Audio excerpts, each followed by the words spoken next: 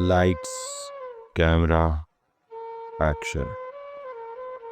दोस्तों, बॉलीवुड की कहानी सिर्फ चमक धमक और ग्लैमर की नहीं होती।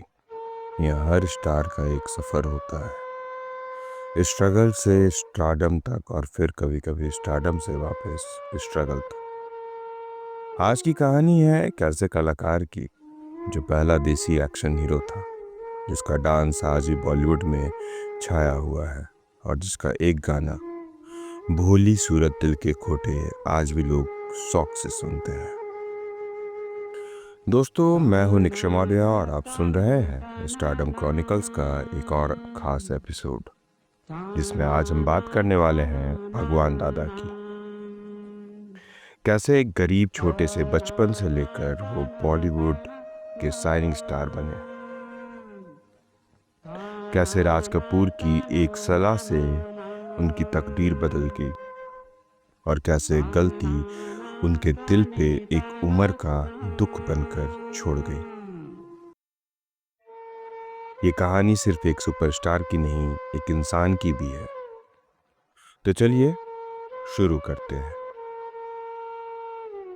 एक सपना जो उड़ानों को तड़प रहा था। 1 अगस्त 1913 महाराष्ट्र के अमरावती में एक लड़का पैदा होता है, भगवान अभाजी पालव। एक मिडिल क्लास फैमिली जो मुंबई के दादर की एक छोटी सी चौल में रहती थी। पिताजी एक टेक्सटाइल मिल में काम करते थे, लेकिन भगवान दादा की दुनिया अलग थी। उनका मन स्कूल से ज़्यादा सिनेमा की दुनिया में था। सिर्फ चौथी क्लास तक पढ़ाई की और फिर मजदूरी शुरू। लेकिन सपने बड़े थे। एक दिन बड़े पर्दे पर चमकने का सपना, और एक दिन उन्होंने फिल्म इंडस्ट्री का दरवाजा खटखटाया। उनका सफर शुरू हुआ एक एक्स्ट्रा आर्टिस्ट और असिस्टेंट डायरेक्टर के रूप में। उस वक्त साइलेंट मूवीज का जमाना था और यहीं से भगवान दादा का फिल्मी सफर स्टार्ट हुआ। बॉलीवुड का पहला एक्शन हीरो। दोस्तों, आज के सुपरस्टार्स खुद अपने स्टंट्स करना एक अचीवमेंट समझते हैं, लेकिन भगवान दादा वो इंसान थे जो बॉलीवुड के पहले एक्शन हीरो बने। उनको रेसलिंग का शौक था और यही उनको उनकी पहली एक्शन फिल्म क्रिमिनल दिलाने का सबब बना।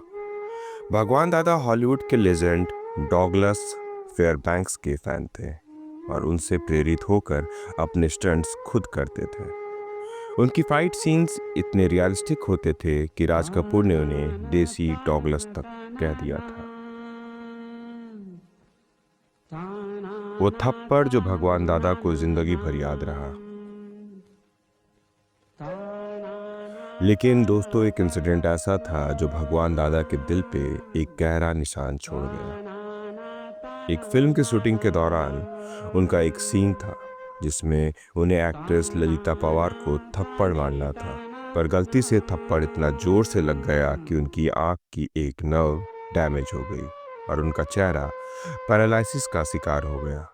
3 साल तक वो हॉस्पिटल में रही और उसके बाद उनका पूरा करियर एक नए मोड़ पर आ गया। उन्हें वैम्प रोल्स मिलने लगे। भगवान दादा ने इस गलती का दुख पूरी जिंदगी महसूस किया।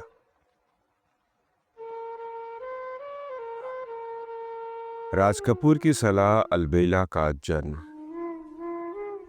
लेकिन भगवान दादा की किस्मत ने एक और पलटा खाया। जब उनकी मुलाकात हुई राज कपूर से, उन्होंने कहा, तुम्हें एक सोशल फिल्म बनानी चाहिए।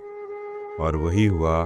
भगवान दादा ने अलबेला बनाई, जिसमें उनकी हीरोइन थी गीता बाली। दोस्तों, आज भी अगर आप अलबेला का गाना 16 जो भड़के सुन लो तो आपके पैर खुद ब खुद थिरकने लगेंगे। ये फिल्म सुपरहिट हुई और भगवान दादा एक नए बॉलीवुड सुपरस्टार बन गए, स्टारडम से वापस चौल तक। दोस्तों, कहते हैं बॉलीवुड में सिर्फ टैलेंट नहीं, लक भी चलना पड़ता है। भगवान दादा ने अलबेला के सक्सेस के बाद और भी फिल्म्स बनाई, जमेला, लबेला, लेकिन वो फ्लॉप हो गई। फिर एक और बड़ी फिल्म बनाई, हंसते रहो, जिसमें अशोक कुमार को कास्ट किया। पर यह फिल्म कभी पूरी ही नहीं हो पाई। लॉस इतना बड़ा था कि भगवान दादा ने अपनी पूरी प्रॉपर्टी, बड़ा बंगलो, आशा स्टूडियो, 7 गाड़ियां, सब कुछ बेच दिया और फिर वापस वही चौल जहां से उनका सफर शुरू हुआ था। भगवान दादा के डांस मूव्स और बॉलीवुड। भगवान दादा सिर्फ एक्शन हीरो नहीं थे, उनका डांस स्टाइल भी बॉलीवुड के नए स्टार्स के लिए इंस्पिरेशन था। गोविंदा, मिथुन और खुद अमिताभ बच्चन ने उनके डांस स्टेप से इंस्पिरेशन लिया। भगवान दादा के सिग्नेचर मूव्स इंडस्ट्री में भगवान दादा मूव्स कहलाने लगे। आखिरी दिन और एक अंतिम निवेदन। भगवान दादा की कहानी सिर्फ एक सुपरस्टार की नहीं, एक इंसान की भी थी। उनके आखिरी दिनों में वो चौल में रहते थे। उनका बेटा एक असिस्टेंट कैमरामैन था और एक बेटी थी जो उनके साथ रहती थी। उनको मंथली फाइनेंशियल हेल्प इंडस्ट्री से मिली थी, लेकिन उनके अपने ही रिश्तेदार उनसे दूर हो गए। फरवरी 2002, 88 साल की उम्र में भगवान दादा ने दुनिया को अलविदा कह दिया। बॉलीवुड का पहला एक्शन हीरो, एक असली एंटरटेनर और एक इंसान जो आज भी अपने डांस और अपनी कहानी के जरिए जिंदा है। दोस्तों, बॉलीवुड की ये दुनिया एक स्टेज है। कभी कोई चमकता है, कभी कोई अंधेरों में खो जाता है। भगवान दादा की कहानी हमें यह सिखाती है, कभी भी अपनी औकात से ज़्यादा न उड़ना और अपने सपने कभी छोड़ना मत। मैं हूं निक्षय मौर्य और आप सुन रहे थे stardom chronicles with your story teller Nikshay Maurya. मिलते हैं अगली बार एक और कहानी के साथ। तब तक बॉलीवुड से जुड़े रहिए और याद रखिएगा, लाइफ एक अलवेला है।